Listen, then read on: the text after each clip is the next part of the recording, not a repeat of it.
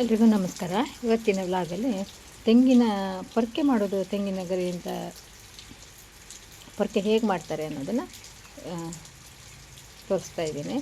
ಈ ಪೊರ್ಕೆ ಅಂತ ಸಾಧಾರಣ ಎಲ್ಲರಿಗೂ ಗೊತ್ತಿರುತ್ತೆ, ಗೊತ್ತಿದ್ರೂ ಸಹ ಕೆಲವರಿಗೆ ಗೊತ್ತಿರೋದಿಲ್ಲ. ಈ ಪೊರ್ಕೆ ಕಡ್ಡಿ ಈಗಿನ ಕೆಲವರಿಗೆ ಗೊತ್ತಿಲ್ಲದೆ ಇರ್ಬೋದು ಅಂತ ಚಿಕ್ಕವರಿಗೆ, ಸ್ವಲ್ಪ ಸಣ್ಣ ಏಜಿನವರಿಗೆ. ಈಗ ಈ ಪೊರ್ಕೆ ಕಡ್ಡಿ ಹೇಗೆ ತಯಾರಾಗುತ್ತೆ ಅಂತ ಹೇಳಿದ್ರೆ, ನಾವು ಕಲ್ಪವೃಕ್ಷ ಅಂತ ಕರಿತೀವಿ ತೆಂಗಿನ ಮರವನ್ನು. ನಾವು ಅದರಿಂದ ಯಾವುದೇ ವಸ್ತು ನಮಗೆ ಬೇಡದ ವಸ್ತುಗಳು ಅದರಲ್ಲಿಲ್ಲ. ಮರದಲ್ಲಿ ಪ್ರತಿಯೊಂದು ವಸ್ತುವಿನಿಂದ ಉಪಯೋಗ ಇದೆ. ಹಾಗೆ ಈ ತೆಂಗಿನ ಗರಿ ಮರದ ಗಾಳಿಗೆ ಬಿದ್ದಿರುತ್ತೆ ಗರಿ. ಅದು ವೇಸ್ಟ್ ವೇಸ್ಟ್ ಮಾಡಬಾರ್ದು. ಅದು ಉಪಯೋಗ ಇದೆ. ಈ ಪೊರ್ಕೆ ಮಾಡೋದು ಒಂದು ಪ್ರಯೋಜನಕರ. ಈಗ ನಾವು ಒಂದು ಪೊರ್ಕೆ ಅಂಗಡಿಯಲ್ಲಿ ತರಬೇಕಂದ್ರೆ ಅದಕ್ಕೆ 90 ರೂಪಾಯಿ 50 ರೂಪಾಯಿ ಈ ಥರ ಇರುತ್ತೆ ರೇಟ್. ಹಾಗಾಗಿ ನಾವು ಮನೆಯಲ್ಲೇ ಇರುವಂಥ ತೆಂಗಿನ ಮರದಿಂದ ಅದನ್ನು ಪೊರ್ಕೆ ಮಾಡಿ ಮನೆಗೆ ಉಪಯೋಗಿಸ್ಕೊಳ್ಬೋದು. ಹಾಗೆ ಈ ತೆಂಗಿನ ಗರಿ ಬಿದ್ದಿತ್ತು, ಅದನ್ನು ನಾವು ಯಾವ ಥರ ಪೊರ್ಕೆ ಅಂದರೆ ಕಡ್ಡಿನ ತಯಾರಿಸ್ತೀವಿ ಅಂತ ಹೇಳ್ಬಿಟ್ಟು ನೀವು ನೋಡಿ. ನನಗಿದು ಸರಿಯಾಗಿ ನೋಡಿ, ಈ ಥರ ಸವರಲಿಕ್ಕೆ ಬರೋದಿಲ್ಲ. ಈ ತೆಂಗಿನ ಗರಿ ಇದೆಯಲ್ಲ, ಇದನ್ನು ಹೀಗೆ ಎತ್ತಿ ಹಿಡ್ಕೊಂಡು ಮಧ್ಯದಲ್ಲಿ ಆ ಮರದ ಇದೆಯಲ್ಲ ನೋಡಿ, ಅಲ್ಲಿ ಸವರ್ತಾ ಇದ್ದೀನಲ್ಲ ನಾನು, ಅದು ತುಂಬ ಹತ್ತಿರದಿಂದ ಸವರಬೇಕಂತೆ. ಗರಿ ಉದ್ದ ಇದೆಯಲ್ಲ ಅಂತ ಹೇಳ್ಬಿಟ್ಟು ಮಧ್ಯದಲ್ಲಿ ಕಟ್ ಮಾಡಿ ಇದು ಮಾಡುವಂಥದ್ದು ಆ ಥರ ಮಾಡಬಾರ್ದಂತೆ. ಈ ರೀತಿಯಾಗಿ ಹತ್ತಿರದಿಂದ ಸವರ್ತಾ ಹೋಗಬೇಕು. ಅದು ಉದುರ್ತಾ ಹೋಗುತ್ತೆ ನೋಡಿ ಒಂದೊಂದೇ ಗರಿ. ಗೊತ್ತಿರೋರು ಸ್ವಲ್ಪ ಫಾಸ್ಟಾಗಿ ಸವರ್ಕೊಂಡು ಹೋಗ್ತಾರೆ. ಮತ್ತು ನಾನು ಸವರಿದಂಥ ಗರಿ ಇದೆಯಲ್ಲ, ಅದು ಚಲ್ಲಾಪಿಲ್ಲಿ ಆಗಿರುವಂಥದ್ದು. ಆ ಚಲ್ಲಾಪಿಲ್ಲಿ ಆಗೋದಿಲ್ಲ. ಒಂದೇ ಕಡೆಯಿಂದ ಸವರ್ಕೊಂಡು ಬಂದರೆ ಒಂದೇ ಕಡೆ ಒಂದು ಗುಪ್ಪೆ ಅಂತಾರಲ್ಲ, ರಾಶಿಯಾಗಿ ಒಂದೇ ಕಡೆ ಇರುತ್ತೆ, ನೀಟಾಗಿರುತ್ತೆ ಸವರೋದಕ್ಕೆ ಒಂದೊಂದೇ ತೆಗೆದಕ್ಕೆ. ಇದು ನಾನು ಸವರಿರುವಂಥ ಚಲ್ಲಾಪಿಲ್ಲಿ ಆಗಿರುವಂಥದ್ದು. ಎಲ್ಲ ಒಟ್ರಾಸಿ ಬಾಚಿಕೊಂಡು ಆಮೇಲೆ ಅದನ್ನು ಒಂದೊಂದೇ ಗರಿಯಿಂದ ಕಡ್ಡಿಯನ್ನು ತೆಗೆದಿರುವಂಥದ್ದೇ. ಈ ತೆಂಗಿನ ಮರದಿಂದ ತೆಂಗಿನಕಾಯಿ, ತೆಂಗಿನ ಗರಿ, ಆಮೇಲೆ ಇನ್ನೊಂದೇನೆಂದರೆ ಈ ಗಾಯಕ್ಕೂ ಸಹ ಇವಾಗಿನವ್ರು ಮಾಡ್ತಾಯಿಲ್ಲ. ನಾವು ಚಿಕ್ಕವರಿದ್ದಾಗ ಅದರದ್ದು ಒಂದು ಯಾವುದೋ ಒಂದು ಲೂತಿ ಅಂತ ಏನೋ ಒಂದು ಬರುತ್ತೆ, ಅದನ್ನು ಸವರ್ಬಿಟ್ಟು ಗಾಯಕ್ಕೆ ಹಚ್ತಾಯಿದ್ರು ತೆಂಗಿನ ಗರಿದು. ಹೀಗೆ ಎಲ್ಲದಕ್ಕೂ ಒಂದು ಉಪಯೋಗಕಾರಿ ಅಂತಲೇ ಹೇಳ್ಬೋದು. ಅದಕ್ಕೆ ಅದನ್ನು ಕಲ್ಪವೃಕ್ಷ ಅಂತಲೇ ಕರೀತಾರೆ.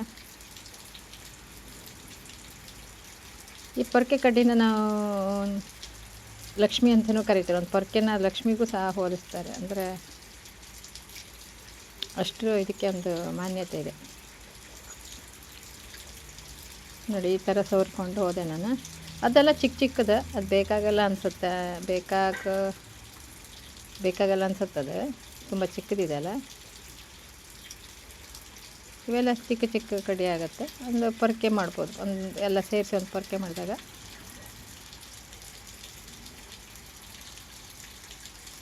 ಮನೆಗೆ ಗುಡಿಸೋದಕ್ಕೆ ಉಪಯೋಗಕಾರಿಯಾಗುತ್ತೆ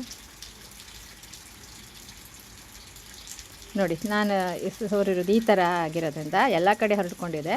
ಇವಾಗ ಒಂದೇ ಸಲ ಬಾಚಿ ತೊಗೊಂಡು ಬರೋದಕ್ಕೆ, ಒಂದೇ ಸಲ ರಾಶಿ ಹಾಕೋದಕ್ಕೆ ಸ್ವಲ್ಪ ಕಷ್ಟ ಆಗುತ್ತೆ.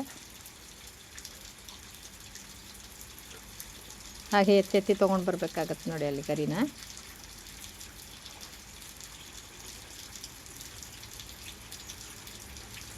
ಎಲ್ಲ ಕಡೆ ಹತ್ರ ನೋಡಿ, ಅಲ್ಲಿ ಕಾಣಿಸುತ್ತೆ ನಿಮಗೆ ಆ ತೆಂಗಿನ ಮರದ ಹೆಡೆ ಅಂತ ಹೇಳ್ತಾರೆ. ನಾವು ತೆಂಗಿನ ಈ ಗರಿ ಇದೆಯಲ್ಲ, ಅದನ್ನು ತೆಂಗಿನ ಹೆಡೆ ಅಂತ ಹೇಳೋದು. ಇವಾಗ ನಾವು ಕಡ್ಡಿ ಮಾಡೋದಕ್ಕೋಸ್ಕರ, ಪೊರ್ಕೆ ಕಡ್ಡಿ ಮಾಡೋದಕ್ಕೋಸ್ಕರ ಕೂತ್ಕೊಂಡ್ವಿ. ಅಲ್ಲಿ ನಮ್ಮ ಯಜಮಾನ್ರದ್ದು ತಮ್ಮನ ಹೆಂಡ್ತಿನೂ ಇದ್ಲು. ಇಬ್ಬರೊಟ್ಟು ಕೂತ್ಕೊಂಡು ಈ ಥರ ಕತ್ತಿಯಲ್ಲಿ ಸವರ್ಬೋದು, ಇನ್ನು ಕೆಲವು ಚಾಕುವಲ್ಲೂ ಸವರ್ಬೋದು. ಇಲ್ಲೂ ಸಹ ಒಟ್ರಾಸಿ ಮಾಡೋ ಆಗಿಲ್ಲ. ಕತ್ತಿಯಲ್ಲಿ ಆ ಪೊರ್ಕೆದ ಸೈಡ್ ಎಲ್ಲ ಇದೆಯಲ್ಲ, ಅದನ್ನು ತೆಗಿಬೇಕಂದ್ರೆ, ಪೊರ್ಕೆ ಕಡ್ಡಿಯಿಂದ ಸಪ್ರೇಟ್ ಮಾಡಬೇಕಂದ್ರೆ ಒಟ್ರಾಸಿ ಮಾಡೋಂಗೂ ಇಲ್ಲ. ಅದರಲ್ಲಿ ಕೆಲವು ಪೊರ್ಕೆದ ಎಲೆ ಅಂಟ್ಕೊಂಡಿದ್ರೆ ಅಷ್ಟು ಚೆನ್ನಾಗಿ ಬರಲ್ಲ ಪೊರ್ಕೆ ಅಂತ ಹೇಳ್ತಾರೆ. ಈ ವಿಡಿಯೋ ಸ್ವಲ್ಪ ಸರಿಯಾಗಿ ಕ್ಯಾಮ್ರಾ ಹಿಡಿದಿಲ್ಲ ಇರೋದ್ರಿಂದ ಸ್ವಲ್ಪ ನೀಟಾಗಿ ಬಂದಿಲ್ಲ ಅನಿಸುತ್ತೆ. ನಂತರ ನೋಡಿ ಈ ಥರ ರೆಡಿ ಆಯಿತು. ಇದೀಗ ಸ್ವಲ್ಪ ನೋಡಿ ಈ ಕಲರ್ ಕಾಣಿಸುತ್ತೆ, ಒಣಗಿದ ಮೇಲೆ ಒಂದು ಮರದ ಬಣ್ಣ ಕಾಣಿಸುತ್ತೆ, ವುಡ್ ಕಲರ್ ಕಾಣಿಸುತ್ತೆ ಒಣಗಿದ ಮೇಲೆ.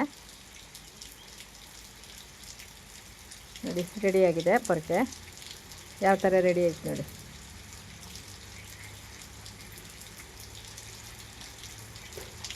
ನೋಡಿ ಎಷ್ಟು ಜಾಗ ಇದ್ದಾಗ ಯಾವ ಗಿಡ ಬೇಕಾದ್ರೂ ನೆಟ್ಕೋಬೋದು, ಏನು ಬೇಕಾದರೂ ನೆಡ್ಬೋದು. ಹಾಗೆ ಜಾಗದ ಪ್ರಯೋಜನ ನಾವು ಪಡ್ಕೊಳ್ಬೇಕಾಗುತ್ತೆ. ಕೆಲವ್ರು ಜಾಗ ಇದ್ರೂ ನೀರು ಹಾಕಬೇಕು ಹಾಗೆ ಹೀಗೆ ಅಂತ ಹೇಳ್ಬಿಟ್ಟು ನೆಡೋದಿಲ್ಲ. ಈ ಒಂದಿಷ್ಟು ಕೆಲವ್ರು ಇಷ್ಟು ಚಿಕ್ಕ ಜಾಗ ಇದ್ರೂ ಅದರಲ್ಲೇ ಗಿಡ ನೆಡೋದು, ಹೂವಿನ ಗಿಡ ನೆಡೋದು, ತರಕಾರಿ ಬೆಳೆಸ್ಕೊಳ್ಳೋದು ಮಾಡ್ಕೊಳ್ತಾರೆ. ಇವಾಗ ಈ ಥರ ರೆಡಿ ಐತೆ. ಅದನ್ನು ತೊಗೊಂಡು ಬಂದೆ ನಾನು. ಇದು ನಾನು ಮಧ್ಯಾಹ್ನ ನಿದ್ರೆ ಮಾಡಿ ಎದ್ದು ಬಂದು ಈ ಥರ ಕೂತ್ಕೊಂಡಿರೋದ್ರಿಂದ ತಲೆ ಎಲ್ಲ ಕೆದರೋಗಿದೆ. ನೋಡಿ ಈ ಥರ ಹೆಡೆ ಬಿದ್ದಿರೋದು, ಗಾಳಿಗೇನು ಬಿದ್ದಿದೆ, ಮರನೇ ಬಿದ್ದಿದೆ ನೋಡಿ. ಇದು ಈ ಮರ ಬಿದ್ದಿರೋದು ಗರಿನ ನಾವು ಕಡಿದು ಪೊರಕೆ ಮಾಡಿರೋದು. ಇಲ್ಲಿ ಮಳೆ ಬರ್ತಾ ಇರೋದ್ರಿಂದ ಸ್ವಲ್ಪ ಸೌಂಡ್ ನಿಮಗೆ ಬೇರೆ ಕೇಳಿಸ್ತಾ ಇರ್ಬೋದು, ಅದು ಮಳೆ ಹನಿ ಬೀಳ್ತಾ ಇರುವಂಥ ಸೌಂಡ್. ಇಲ್ಲಿ ಬೆಕ್ಕುಗಳು ನೀವು ಎಷ್ಟಿದೆ ಅಂತಲೇ ಗೊತ್ತಾಗ್ತಾ ಇರಲಿಲ್ಲ, ಅದಕ್ಕೆಲ್ಲ ವೀಡಿಯೋ ಮಾಡಿದೆ ನಾನು. ಸರಿಯಾಗಿ ನೋಡಿದಾಗ ಇಲ್ಲಿ 6-7 ಬೆಕ್ಕುಗಳಿದ್ದಾವೆ, ಒಂದಕ್ಕೊಂದು ಅಂಟ್ಕೊಂಡು ಮಲಗಿರುವಂಥದ್ದಿದೆ. ಗೊತ್ತಾಗ್ತಾ ಇಲ್ಲ ಎಷ್ಟು ಬೆಕ್ಕಿದೆ ಅಂತ, ಹಾಗಾಗಿದೆ ಇಲ್ಲಿ ವೀಡಿಯೋ ಮಾಡ್ಬೇಕಾರೆ. ಒಂದಕ್ಕೊಂದು ಅಂಟ್ಕೊಂಡು ಮಲಗಿಬಿಟ್ಟಿದ್ದಾವೆ, ನಿದ್ರೆ ಮಾಡ್ತಾಯಿದ್ದಾವೆ. 2, 3, 4 ಕಾಣಿಸುತ್ತೆ, ಇಲ್ಲ 5, 6 ಇರಬೇಕದು.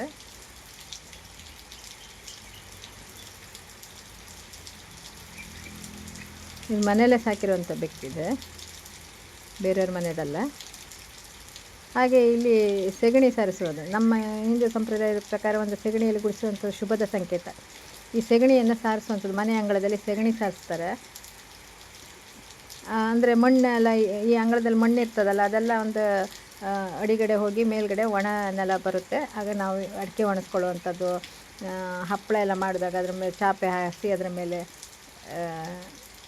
ಹಪ್ಪಳ ಒಣಗಿಸೋದು, ಈ ಥರ ಎಲ್ಲ ಯೂಸ್ ಮಾಡ್ಕೊಳ್ತಾರೆ ಅಂಥದ್ದು. ಮೊದಲಿಂದಲೂ ಈ ಅಂದರೆ ಧೂಳು ಹೆಚ್ಚು ಬರೋದಿಲ್ಲ, ಧೂಳು ಹೋಗುತ್ತೆ. ಈ ಥರ ಒಣ ಬಂದಾಗ ಒಣ ಕಣ ಬರುತ್ತೆ, ಆವಾಗ ನಾವು ಗುಡಿಸ್ಕೊಳ್ಬೋದು, ಕಸ ಬಿದ್ದರೆ ಗುಡಿಸ್ಕೊಳ್ಬೋದು, ಆ ಥರ ಇರುತ್ತೆ ನೋಡಿ. ಈ ಥರ ಸೆಗಣಿಗೆ ನೀರು ಹಾಕಿಬಿಟ್ಟು ನೋಡಿ, ಬುಟ್ಟಿಯಲ್ಲಿ ಸೆಗಣಿ ಇದೆ, ಸ್ವಲ್ಪ ಸೆಗಣಿನ ತೆಗೆದು ಹಾಕಿಬಿಟ್ಟು ಈ ಥರ ನೀರು ಹಾಕಿ ಸೆಗಣಿಗೆ ಕಾಲಲ್ಲಿ ಸ್ವಲ್ಪ ಇದು ಮಾಡ್ಕೊಳ್ಬೇಕಾಗತ್ತೆ. ಇವಾಗ ಗುಡಿಸ್ತಾ ಇರೋವಂಥದ್ದು. ಕೆಲವರು ಸೆಗಣಿ ನೊಯ್ಯೋ ಅಂತಾರೆ. ಸೆಗಣಿ ನಾವು ಒಂದು ತಾಯಿಗೆ ಗೋವನ್ನು ತಾಯಿಗೆ ಹೊಲಿಸ್ತೀವಿ, ದೇವರಿಗೆ ಹೊಲಿಸ್ತೀವಿ, ದೇವತೆಗೆ. ಹಾಗೆ ಇದು ಸಹ ಇದರ ಒಂದು ಸೆಗಣಿ ಇದೆಯಲ್ಲ, ದನ ಹಸುವಿಂದು, ಅದರದ್ದು ಈ ಥರ ಯೂಸ್ ಮಾಡ್ಕೊಳ್ತಾ ಇದ್ರು ಹಿಂದೆ ಜನ. ಇದರಿಂದ ಧೂಳು ಕಡಿಮೆ ಆಗುತ್ತೆ, ಮನೆ ಕ್ಲೀನಾಗಿ ಕಾಣಿಸುತ್ತೆ, ಮತ್ತು ಇದು ಆರೋಗ್ಯಕ್ಕೂ ಒಳ್ಳೆಯದಿದು. ಹಾಗೆ ಇಲ್ಲೊಂದು ಹೆಂಗಸು, ನಾವು ಬಸ್ಸಿಗೆ ಹತ್ತಿದಾಗ ಒಬ್ಬ ಹೆಂಗಸು ಸೀಟ್ ಮೇಲೆ ಇಟ್ಟಿರೋಂಥದ್ದು ಕಾಲು, ನಾವು ಅಲ್ಲಿಗೆ ಸ್ವಲ್ಪ ಗುಸು ಪಿಸು ಅಂದ್ವಿ, ಏನಪ್ಪ ಇದು ಸೀಟ್ ಮೇಲೆ ಕಾಲಿಟ್ಟಿದೆ ಅಂತ ಹೇಳ್ಬಿಟ್ಟು. ಆಗ ಈ ಥರ ಇಟ್ಕೊಂಡಿರುವಂಥದ್ದು, ಅದಕ್ಕಿಂತ ಮೊದಲು ಸೀಟ್ ಮೇಲೆ ಕಾಲಿಟ್ಟಿರುವಂಥದ್ದು.